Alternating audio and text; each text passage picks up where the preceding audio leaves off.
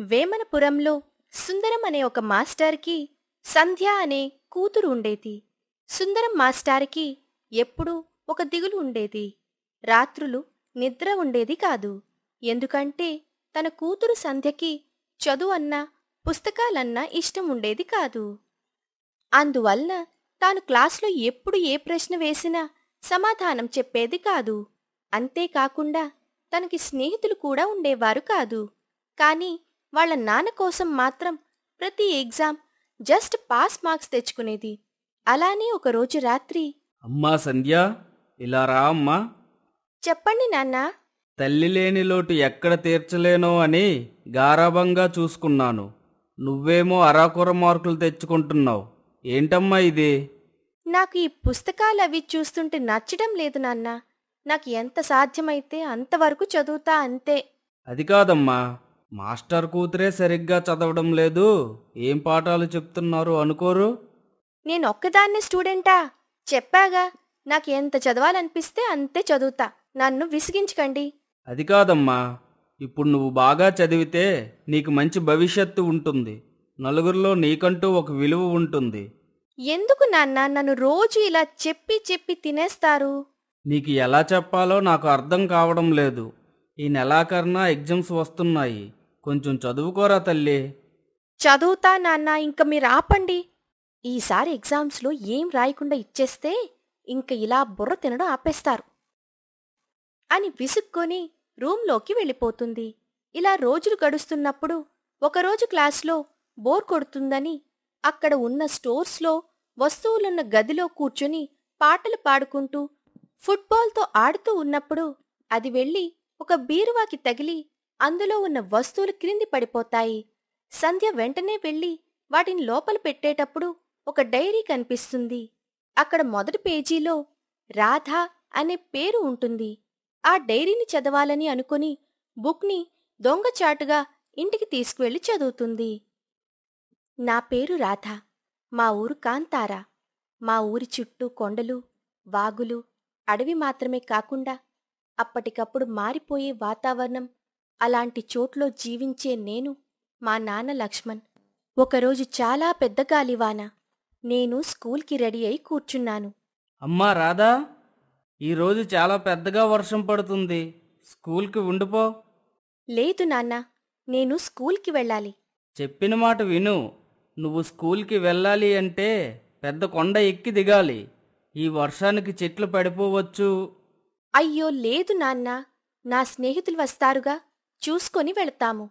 రోజు వెళ్లేదారేగా, ఏం కాదులే. ఒక్కరోజు వెళ్ళకపోతే ఏం కాదు. ఉండిపో అమ్మా. హెడ్ మాస్టర్ గారికి నేను చెప్తానులే. నువ్వు ఏం చెప్పనవసరం లేదు నాన్న, నేను వెళ్తా. ఏం వద్దు, నువ్వు ఇంట్లోనే ఉండు. నేను వెళ్ళి ఆవులకు గడ్డి వేసి వస్తా. నువ్వు వెళ్ళగా లేనిది నేను వెళ్ళలేనా అని ఒక తాటికమ్మ తలమీద పెట్టుకొని ఇంకో చేత్తో బ్యాగ్ పట్టుకొని తన స్నేహితురాలు శారదా ఇంటికి వెళుతుంది. శారదా, శారదా, ఉన్నావా? ఏంటి రాధా, బ్యాగ్ పట్టుకొని ఇలా వచ్చావ్? నేను స్కూల్కి వెళ్తున్నా. శారదా కోసం వచ్చానత్తా. ఇంత వర్షంలో ఎక్కడికి వెళ్ళేది? అది రాదు. లేదమ్మా, నేను వెళ్తాను. నాకు వెళ్లాలనుంది. పళ్ళు రాలతాయి. మూసుకొని ఇంట్లోకి పో. నువ్వు మీ ఇంటికి వెళ్ళవే. మీ నాన్న అలా ఎలా వదిలేశాడు? మా నాన్నేం వదిలేలేదు. నేనే వెళ్లాలనుకుంటున్నాను. కొండను దాటి స్కూలుకి చేరుకున్న రాధని చూసిన వాళ్ల స్కూల్ హెడ్ మాస్టర్ గారు, అమ్మా రాధా, చాలా వర్షం పడింది కదా, ఎలా వచ్చావు? భయం లేదా నీకు? అయినా మీ నాన్న ఎలా పంపించారు? ఇంకో వారం రోజుల్లో పరీక్షలున్నాయి కదా సార్, చదువుకుందామని మా నాన్నగారికి చెప్పకుండానే వచ్చేశా. నీ ధైర్యం, శ్రద్ధ నాకు నచ్చాయమ్మా. ఇదిగో ఈ పెన్ తీసుకో. పరీక్షల్లో మళ్ళీ నువ్వే ఫస్ట్ రావాలి, సరేనా? తప్పకుండా మాస్టర్. కానీ ఇంకెప్పుడు ఇలా పెద్ద వర్షం పడినప్పుడు ఇంట్లోనే చదువుకో, సరేనా? సరే మాస్టర్. సరే, క్లాస్కి వెళ్ళమ్మా. అక్కడ ఇంటి దగ్గర వాళ్ల నాన్న లక్ష్మణ్ తన కూతురు మరియు తన బుక్స్ లేకపోవడంతో కోపంతో కూతురు కోసం ఎదురుచూస్తాడు. స్కూల్ నుండి తిరిగి ఇంటి వాకిట్లోకి గెంతుకుంటూ రాధ వస్తుంది. కాని తన కూతురు రాగానే, అక్కడే ఆగు, నీకు ఏం చెప్పాను? నాన్నా మరేమో వర్షం. నిన్ను ఇంట్లోనే ఉండు అన్నానుగా, అయినా ఎందుకు వెళ్ళావు? నా మాటంటే నీకు లెక్కలేదా? నేను కొండమీదికి వెళ్ళేసరికి వర్షం తగ్గిపోయింది నాన్నా. అయినా సరే, ఒక్కరోజు వెళ్ళకపోతే కొంపలేమైనా మునిగిపోతాయా? అది కాదు నాన్నా, మాకు పరీక్షలు రాబోతున్నాయి, చాలా చదవాలి, అందుకే వెళ్ళాను నాన్నా. ఇదే నీకు చివరిసారిగా చెప్తున్నా, నాకు చెప్పకుండా ఇలాంటి పనులు చెయ్యకు, సరేనా? సరే నాన్నా. హా, పద, నీకోసం తాటి తీగలు తీసుకొచ్చా, తిందువు. హాయ్, భలే భలే. ఇలా తాటి తీగలు తినబోతుంటే బయట నుండి ఒక పిలుపు. అది వడ్డీ వ్యాపారి దొరబాబు. అరే లక్ష్మణ్, ఉన్నావా? ఆ అయ్యా. ఈ నెల వడ్డీ ఏదిరా? మీ ఇంటికొచ్చి అడుక్కోవాలా? అదేంటయ్యా, కిందటి నెలే తీరిపోయిందనుకున్నా. అనుకుంటావురా, అనుకుంటావు.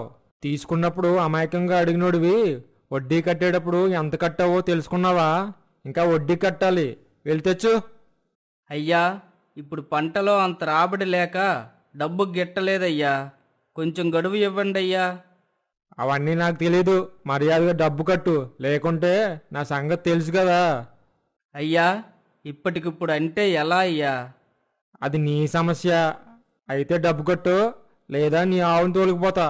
అయ్యా వద్దయ్యా, మా ఆవు ఇంటి మనిషి లెక్క, అంతేకాదు ఈ పరిస్థితిలో అదే మాకు ఆధారమయ్యా.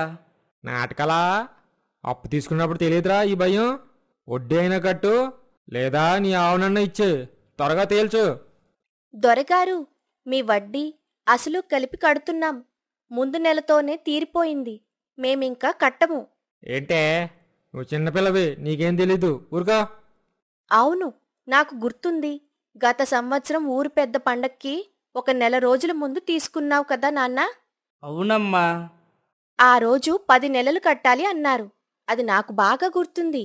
అవును, నాకు గుర్తుంది. ఆ లెక్కను చూస్తే మనకే ఆయన తిరిగివ్వాలి నాన్నా. మనం ఇంకా కట్టాల్సిన పనిలేదు. దొరబాబు గారు, నేను రూపాయి కట్టాల్సిన పని లేదు. ఈరోజు నేను పంచాయతీ పెద్దల దగ్గరికి వెళ్తాను. మీరే నాకు తిరిగి ఇవ్వాల్సిన బాకీ చెల్లించాలి అని చెప్తా. అరే ఆగ్రా బాబు, అందరికీ వడ్డీ ఇవ్వడం వల్ల ఎవరికో అడగబోయి నీకు అడిగేశా. దీనికి ఎందుకు పంచాయతీకి? మరి మాకు రావాల్సిన డబ్బులు? ఇదిగో ఇదిగో తీసుకోరా, ఎప్పుడైనా అవసరం ఉంటారా, సరేనా? ఉంటా మరి అని అక్కడి నుండి దొరబాబు వెళ్ళిపోతాడు. రాదమ్మా, నువ్వు చదువుకోవడానికి ఇంత పట్టుబట్టి వెళ్తుంటే ఏమో అనుకున్నాను. ఈరోజు మన పరువు నిలబెట్టావు తల్లి. ఈసారి గాలివాన కాదు, తుఫాను వచ్చినా నేను నిన్ను బడికి తీసుకుపోతా. సరే నాన్నా. పద, తీగలు తిందాం. అలానే ఈ డబ్బులతో నీకు ఒక గొడుగు, బట్టలు కొంటా. కొను నాన్నా. అలా కూతురు ధైర్యం తెలివి చూసి ఊరిలో ఆనందంతో నలుగురికి చెప్పుకుంటాడు. ఊర్లో వాళ్లు కూడా రాధ దగ్గరికి వెళ్లి వాళ్లు కడుతున్న వడ్డీ లెక్కల కోసం తెలుసుకుంటారు. డైరీ క్లోజ్ చేసి రాధలానే నేను కూడా ఉండాలని సంధ్య భావించి చదవడం మొదలుపెడుతుంది. ఎవరూ ఊహించని విధంగా ఫస్ట్ ర్యాంక్ తెచ్చుకుంటుంది. వాళ్ల నాన్న చాలా సంతోషపడతాడు. కాని వాళ్ల క్లాస్లో ఉన్న విద్యార్థులు మరియు టీచర్స్ ఇన్ని రోజులు లేనిది ఈసారి ఎలా ఫస్ట్ వచ్చింది అని సందేహిస్తారు. సంధ్య దిగాలుగా కూర్చుంటుంది. సుందరం మాస్టారు చూసి, ఏంటి సంధ్య, క్లాస్కి వెళ్లకుండా ఇక్కడేం చేస్తున్నావు? నేను చాలా బాగా చదివి ఫస్ట్ ర్యాంక్ తెచ్చుకుంటే అందరూ నాకు ఫ్రెండ్స్ అవుతారు అనుకున్నాను. కానీ వాళ్ళందరూ చీటింగ్ చేసింది అంటున్నారు. నువ్వు చీటింగ్ చేయలేదని నీకు తెలుసు, నాకు తెలుసు. వాళ్ళు ఏమనుకుంటే ఏం చెప్పు? వాళ్లే కాదు నాన్న, టీచర్స్ కూడా అదే అనుకుంటున్నారు. సరే పద, క్లాస్కి వెళ్దాం.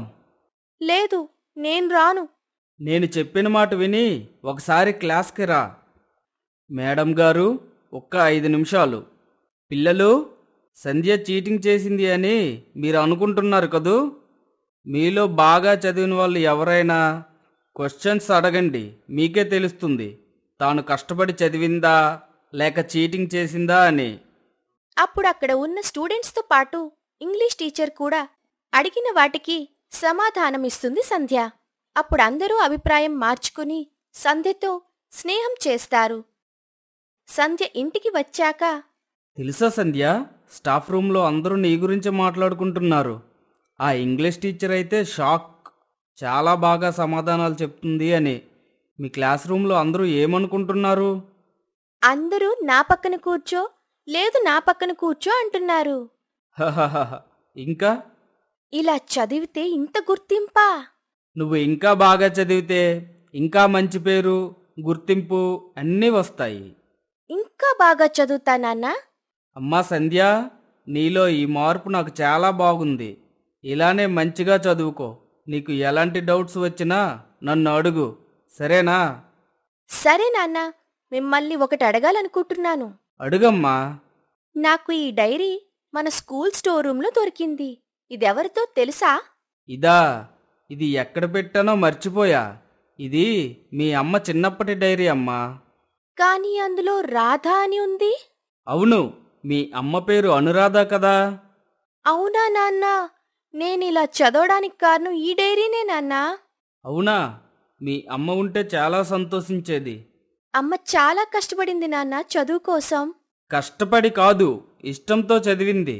ఇష్టపడి చేసే పనిలో కష్టం కనిపించదు. నాన్నా, ఇంకా డైరీలున్నాయా? ఉన్నాయి. నీకు ఎలాంటి ఇబ్బంది వచ్చినా వాటిలో నీకు సొల్యూషన్ దొరుకుతుంది. ఎందుకంటే అమ్మగా ఉండడం అంత ఈజీ కాదు. చదివితే నువ్వు తెలుసుకుంటావు. అయితే ఇవ్వు నాన్నా. అదుగో అమ్మా, బీరువలో ఉన్నాయి, తీసుకో. ఇంక సంధ్య తన అమ్మ రాసిన రెండవ డైరీని చదవటం మొదలు పెడుతుంది.